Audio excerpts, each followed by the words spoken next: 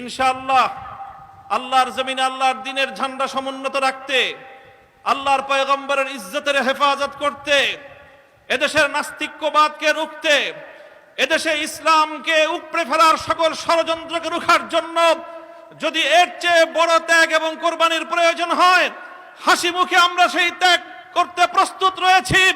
জীবন দিতে হলে জীবন দিতে প্রস্তুত রয়েছি।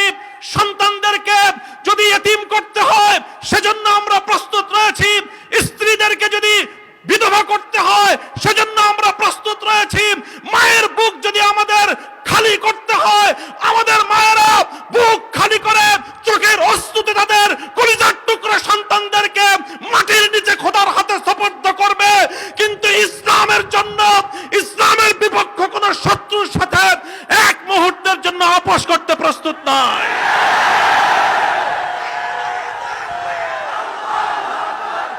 সময় কম, আমার স্পষ্ট পয়গাম, সব অন্যায়ের ক্ষমা রয়েছে, গাদ্দারি আর বিশ্বাসঘাতকতার কোনো ক্ষমা নাই।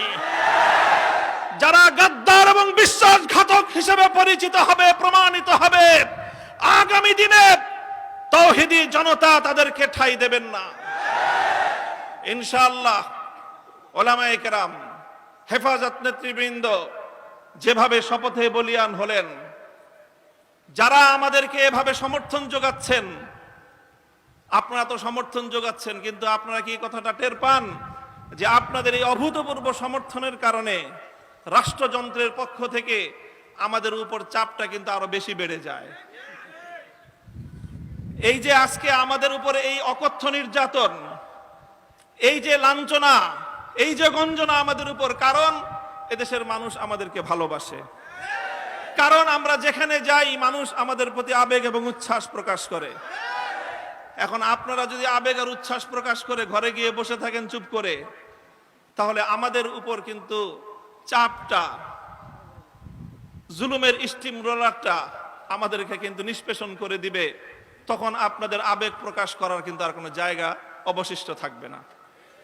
এই জন্য আমি আজ আমাদের আমির, এই জনপদের সকল আলেম ওলামার আমির, এই জনপদের কোটি কোটি তৌহিদি জনতার অবিসংবাদিত আধ্যাত্মিক রাহবার আল্লামা মুহিবুল্লাহ বাবুনগরীর এই মজমাকে সারা দেশের প্রতিনিধিত্বশীল মজমা হিসেবে গ্রহণ করে আমি এ জাতির কাছ থেকে জিজ্ঞাসা করতে চাই, আগামী দিনে ইসলামের কথা বলার অপরাধে, আল্লাহর পয়গম্বরের ইজ্জতের পক্ষে কথা বলার অপরাধে শাপলা চত্বরের আমার ভাইয়ের রক্তে রঞ্জিত শাহাদাতের কথা বলতে গিয়ে হাঁটাজারিতে আমার যে সকল সন্তানদের বুকগুলোকে জালিমের বুলেটের আঘাতে ঝাঁঝরাতে হতে হয়েছে, ব্রাহ্মণবাড়িয়ায় যেভাবে পাখির মতো গুলি করে আমার সন্তানদেরকে শহীদ করা হয়েছে, সেই সন্তানদের পক্ষে কথা বলতে গিয়ে আমাদের কণ্ঠ যদি আবার চেপে ধরবার চেষ্টা করা হয়,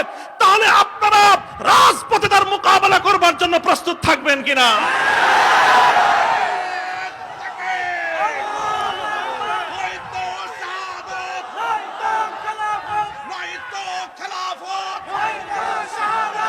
সংগ্রামী সাথী ও বন্ধুগণ,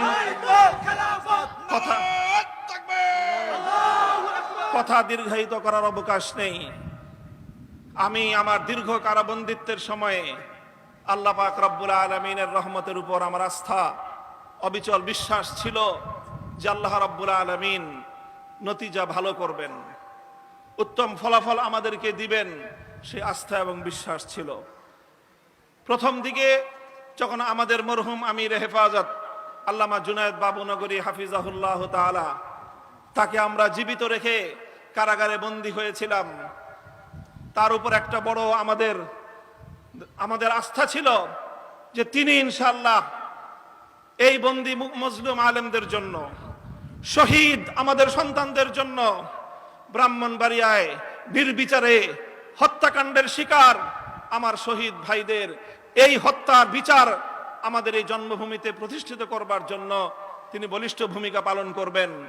আমাদের কারাবন্দীদের পক্ষে তিনি জাতিকে, জনমতকে সংগঠিত করবার জন্য বলিষ্ঠ ভূমিকা রাখবেন।